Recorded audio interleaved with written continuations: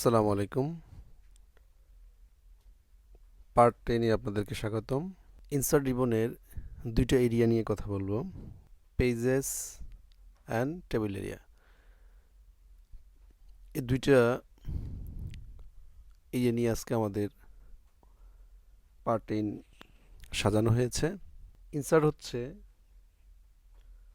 আমার এই ডকুমেন্টের ভিতর কোনো কিছু প্রবেশ করানো, ডকুমেন্টটা সুন্দর করার জন্য বিভিন্ন ধরনের ইকুইপমেন্ট ঢুকানো হচ্ছে ইনসার্ট রিবনের কাজ। তো আজকে আমাদের এই পর্বে ইনসার্ট রিবনের পেজেস অ্যান্ড টেবিলস নিয়ে আমরা কথা বলবো। তো আমরা একটা ডকুমেন্ট যখন তৈরি করি, কারো কাছে উপস্থাপন করি, কারো কাছে, তো এটা যাতে দেখতে সুন্দর হয়, নান্দনিক হয়, সেজন্য আমরা কভার পেজে চিন্তা করি। তো এই পেজেস এরিয়া থেকে আমরা আমাদের ডকুমেন্টের কভার পেজ তৈরি করতে পারবো। তো এখানে কিছু অটোমেটিক কভার পেজ দেওয়া থাকে, বাট আমরা চাইলে আমাদের নিজের মতো করে কভার পেজ তৈরি করতে পারবো। কভার পেজটা হচ্ছে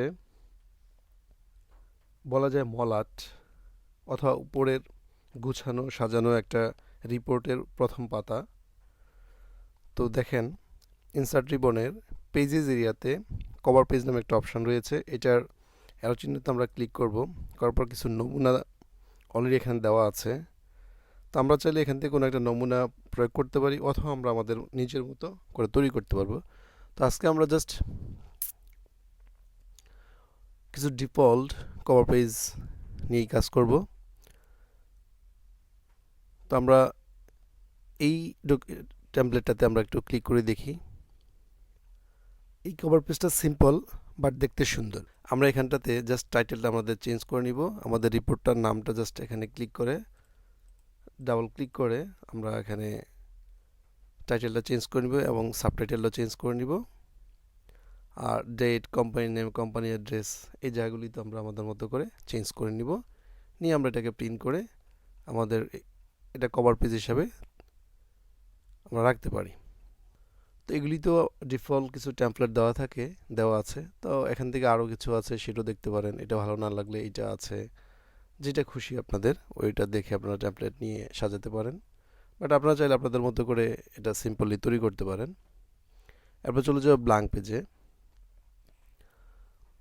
তো আমরা এই লেখাটা শেষে আমাদের যদি কোনো ব্ল্যাঙ্ক পেজ প্রয়োজন হয়, সেক্ষেত্রে আমরা কার্সরটা নিচে রেখে ব্ল্যাঙ্ক ইনসার্ট রিবনের পেজেস এরিয়ার ব্ল্যাঙ্ক পেজে ক্লিক করব। আমাদের নতুন একটা পৃষ্ঠা চলে আসছে। দেখেন আমাদের এখানে দেখাচ্ছে 4 of 4, তার মানে আমাদের নতুন একটা পৃষ্ঠা চলে আসলো। এবার আছে পেজ ব্রেক। আমাদের এই পেজটার আরও এতটুকু অংশ লেখা বাকি আছে। আমরা চাচ্ছি যে এই লেখাটা এখানে আরও কিছু লেখা থাকবে, বাট আমরা পরে লিখব। সেক্ষেত্রে হচ্ছে আমরা পেজ ব্রেকে ক্লিক করব, মানে আমাদের এই পেজটাকে ব্রেক করে অন্য একটা নতুন পেজ আমাদেরকে নিয়ে যাবে। তো আমরা এখানে ইনসার্ট রিবনের পেজেস এরিয়াতে ক্লিক করব। তো আমাদের জন্য নতুন একটা পেজ চলে আসে, এখানে আমরা আবার লেখালেখি করতে পারবো। তো ইনসার্ট রিবনের পেজেস এরিয়াটা এখানেই শেষ। এখন আমরা ইনসার্ট রিবনের টেবিলসটা নিয়ে কথা বলবো। এই ইনসার্ট রিবনের টেবিলসটা খুবই ইম্পর্ট্যান্ট। বিভিন্ন সময় টেবিল তৈরি করতে হয়, ডাটা তৈরি করতে হয়, তো এর জন্য টেবিলটা খুব কাজে লাগে। তো সেক্ষেত্রে আমরা এখানে একটা টেবিল নিয়ে দেখাচ্ছি। তো আমরা এখানে একটা টেবিল নিয়ে আসবো। ইনসার্ট টেবিল, অ্যারো চিহ্নতে ক্লিক করে এখানে কিছু নমুনা দেওয়া আছে। এখানে 10টা কলাম এবং 10টা সারি দেওয়া আছে। তো এইগুলিকে বলা হয় কলাম। এগুলি প্রত্যেকটা কলাম, আর এগুলি হচ্ছে প্রত্যেকটা সারি। তো এখানে 10টা দেওয়া আছে, বাট আমরা যদি বেশি চাই সেক্ষেত্রে ইনসার্ট টেবিলে ক্লিক করব। করে নাম্বার অফ কলাম, কয়টা কলাম চাই ধরলাম আমরা 5টা, নাম্বার অফ রো কয়টা, যে রো চাচ্ছি 6টা। Auto fit to behaviour, fixed column width, এটা অটোমেটিকলি এটার কলামটা উইথটা থাকবে। দিয়ে আমরা ওকে দিব। দেখেন প্রত্যেকটা কলামের সাইজ একই, বাট আবার আমরা এখানে যখন একটা লেখা লিখব, লেখার সাইজ অনুযায়ী সেটা কি বাড়বে কমবে। আমরা এখানে একটু অটোফিট দেওয়ার কারণে অটোমেটিকলি বাড়বে। আবার এখানে লেখা লিখছি, অটোফিট দেওয়ার কারণে অটোমেটিকলি কলামের সাইজটা বেড়ে যাচ্ছে।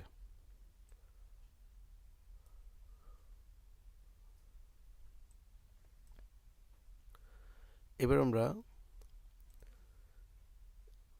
এটা হচ্ছে জাস্ট আমরা 5টা 1 2 3 4 5টা কলাম নিলাম, 6টা রো নিলাম। এখন আমি চাচ্ছি যখনই আমরা টেবিলে কার্সরটা রাখবো তখন ডিজাইন অ্যান্ড লেআউট নামে দুইটা রিবন চলে আসছে, বাট আগে কিন্তু এখানে ক্লিক রাখলাম, দেখেন এখানে এটা শো করছে না। বাট আমরা যখন এখানে ক্লিক করবো তখন ডিজাইন অ্যান্ড লেআউট নামে দুইটা রিবন আমাদের সামনে শো করবে। তখন এখান থেকে আমরা এই টেবিল সম্পর্কিত যত ডিজাইন করা টেবিলে, সেক্ষেত্রে ডিজাইন থেকে ডিজাইন করে নিতে পারবো। আর লেয়ার থেকে এটাকে সাজাবো, ডিলিট করা, নতুন করে এটাকে এখানে রো ইনসার্ট করা, রো ডিলিট করা, তারপর রোয়ের হাইট কমানো বাড়ানো, এই বিষয়গুলি নিয়ে আমরা এখানে আলোচনা রাখবো। তো টেবিল হচ্ছে এমএস ওয়ার্ডের টেবিল একটা বিশাল একটা আলোচনা। তো আমরা এই পর্বে হয়তো বা পুরোপুরি আলোচনাটা শেষ করতে পারবো না, পরবর্তী পর্বে আমরা টেবিলের আরও বিষয়গুলি আমরা বিস্তারিত আলোচনা করব। এবার চাইলে আমরা ড্র করতে পারবো। ড্র টেবিলে ক্লিক করব, এখানে যদি আরও কলাম দরকার এখান থেকে টেনে দিলে আমাদের এখানে আরেকটা কলাম হয়ে যাবে। আবার এখানে এভাবে টেনে দিব, এখানে একটা কলাম হয়ে যাবে। এখানে একটা টেনে দিব, মাউসে বাম বাটন ক্লিক করে এখানে আরেকটা রো হয়ে যাবে। এভাবেও করতে পারি। এরপর চলে আসি আমরা এক্সেল স্প্রেডশিট। আমরা চাইলে অনেক সময় এমএস ওয়ার্ডে কিছু হিসাব নিকাশ করতে হয় আমাদের, সেক্ষেত্রে স্প্রেডশিটের দরকার হয়। তো আমরা ধরেন এখানে একটা স্প্রেডশিট নিয়ে আসবো হিসাব নিকাশের জন্য। এখানে কাজটা রেখে এন্টার দিয়ে দুইটা এন্টার দিলাম, এখানে আমরা রেখে স্প্রেডশিটটা নিয়ে আসবো। ইনসার্ট রিবনের টেবলস অ্যারোতে ক্লিক করে এক্সেল স্প্রেডশিটে ক্লিক করব। তো আমাদের একটা স্প্রেডশিট চলে আসলো। তো এখানে এসে আমরা এটা কিছু হেডিং দিয়ে দিলাম, নাম্বার,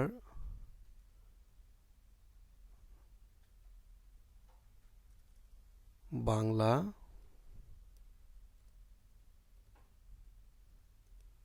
ইংলিশ,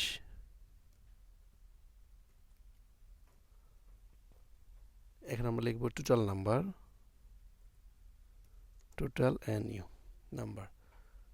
এখানে আমরা লিখব সিরিয়াল। আচ্ছা, এখানে আমরা 1 2 লিখব। লেখার পর আমরা এই দুইটা ঘরকে সিলেক্ট করব। করার পর এখানে কর্নারে আসার পরে মাউসটা কর্নারে আসার পরে দেখবেন চিহ্নটা চেঞ্জ হয়ে গেছে। সেক্ষেত্রে এই চিহ্নটা ধরে এখানে আমরা ড্র্যাগ করব নিচের দিকে, তখন অটোমেটিকলি আমাদের একটা সিরিয়াল চলে আসে। এবার বাংলাতে আমরা দিয়ে দিলাম 70 পাইছে, দ্বিতীয় পাইছে আরেকজন 89,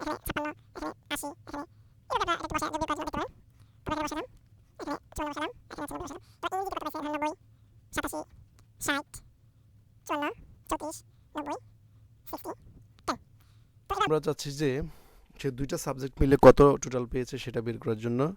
তো এমএস ওয়ার্ডে আসলে হিসাব নিকাশ করা খুব জটিল, যার কারণে এখানে আপডেট ভার্সনগুলিতে এই সিস্টেমটা দেওয়া আছে।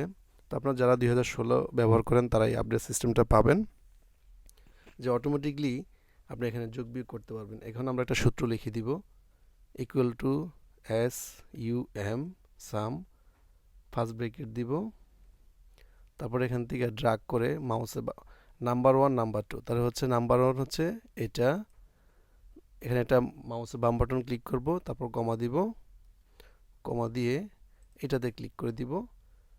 এবার আমরা ব্রেকেট ক্লোজ করে এন্টার দিব। দেখেন এটা যোগ হয়ে গেছে 1660। এবার আমরা এখানে এসে মাউসের বাম বাটন যখন এখানে আনবো চিহ্নটা চেঞ্জ হয়ে যাবে প্লাস চিহ্ন। এবার আগে চেপে ধরে নিচের দিকে আসতে টান দিব, অটোমেটিকলি প্রত্যেকটা যোগ হয়ে গেছে 89 87,176। তো এই সুবিধাটা আমরা আপডেট ভার্সনে পেতে পারি। এবার ডাবল ক্লিক করলে আমাদের এখানে চলে আসলো। এটা মজার ইস্যু। এবার আমরা এখানে স্প্রেডশিট এনে যোগ বিয়োগ গুণ ভাগ টোটালি করতে পারি। তো এবার আছে আমাদের কুইক টেবিলস। আমাদের কিছু টেবিলে কিছু ডিজাইন দেওয়া থাকে, কুইক টেবিল। তো আমরা এখানে ক্লিক করে টেবিলটার মধ্যে ক্লিক করে টেবিল এরিয়াতে ক্লিক করে কুইক টেবিলসে ক্লিক করে এখানে স্টাইলটা চেঞ্জ করে নিতে পারবো। কিছু নমুনা দেওয়া থাকে, আমরা জাস্ট চাইলে এখানে এরকম নমুনা আকারে সে হয়ে যাবে। কন্ট্রোল জেড দিলাম, আগের অবস্থা চলে আসলো। তো এখানে নতুন একটা সিস্টেম কুইক টেবিল ডিজাইনটা আমরা করে দেখাচ্ছি। ক্লিক করলাম কুইক টেবিল, কিছু নতুন স্টাইলের যে মাস, এটা এটা অনেকগুলি নমুনা দেওয়া আছে, আপনার এখান থেকে যেটা পছন্দ এটা নিতে পারবেন। এটা নিয়ে নিলাম। এবার সে মে মাসের একটা ক্যালেন্ডারের নমুনা দিয়ে দিল। তো এখানে আমরা জাস্ট খালি আপনার এগুলি সংখ্যাগুলি চেঞ্জ করে নিলে হবে। তো 10ম পর্বটা আর বড় করছি না আমরা এই কারণে, কারণ আগামী পর্বে আমরা টেবিলের 11তম পার্টে আমরা টেবিলের ডিটেলস আরও আলোচনা করব।